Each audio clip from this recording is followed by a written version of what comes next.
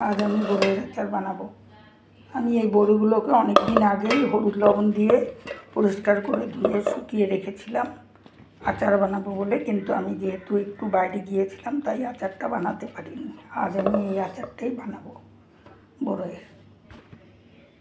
আমি নিয়ে নিয়েছি এই মুটকা দিয়ে 1 মুটকা জিরা, 1 মুটকা পাঁচফোড়ন, মেথি 1 মুটকা, আর এখানে 1.5 মুটকা নিয়েছি ধনে আর শুকনা মরিচ। আমি একটু ঝাল বেশি দিব। এখন এগুলোকে আমি ভেজে নেব।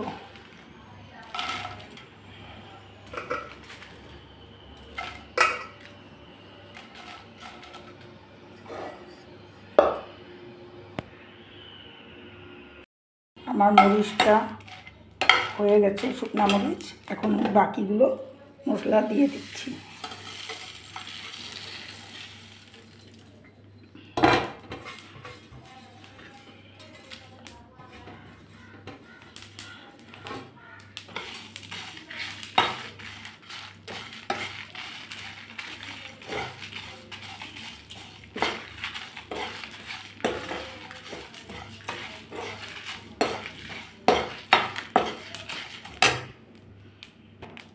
আমার মশলাগুলো ভাজা হয়ে গেল। এখন আমি সব মিক্সিতে পেস্ট করে নেব।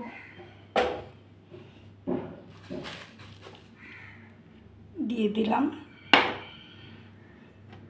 জল।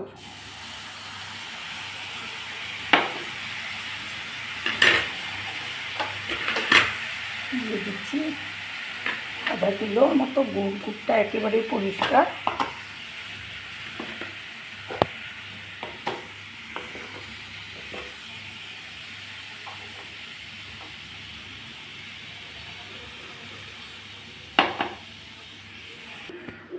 আমি মশলাও পেস্ট করে নিয়েছি। এখন আমার গুড়টা জাল হচ্ছে। এই কুলের আচার ঠিক মতো বানালে 1 বছর পর্যন্ত থাকে। আমি সেইভাবে এই আচারটা বানাবো।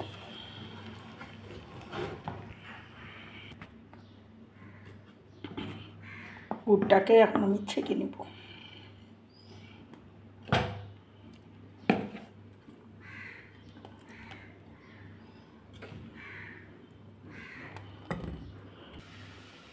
গুড়টা আমি ছেঁকে নিয়েছি।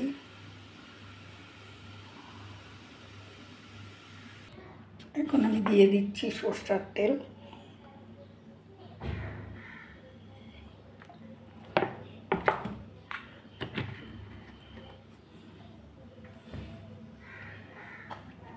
দিয়ে দেব পাঁচফোড়ন।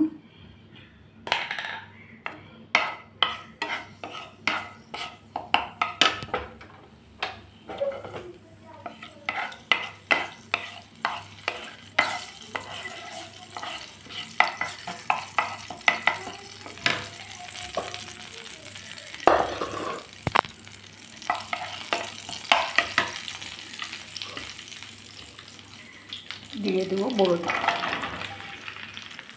হলুদ লবণ মাখানো আছে।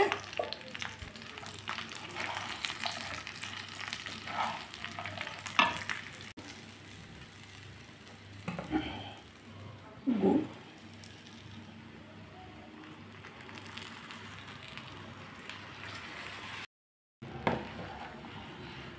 হয়ে গেছে প্রায়। এখন আমি দিয়ে দেবো মশলা।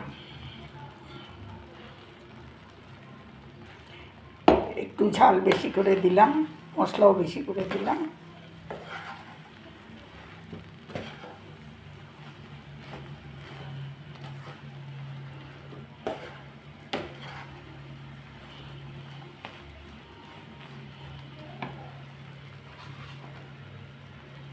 দিয়ে দেবো বিট লবণ।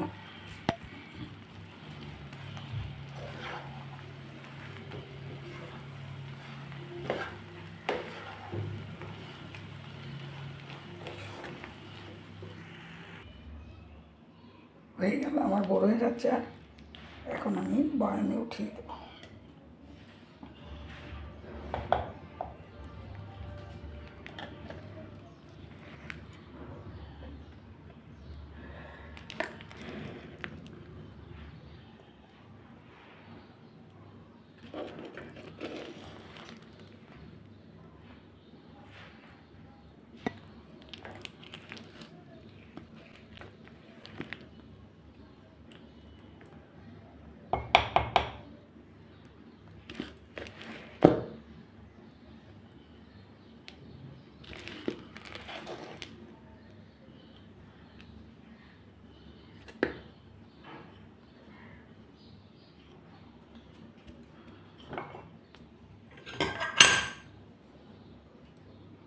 এইভাবেই ঢাকনা দিয়ে রোদ্রে দিব।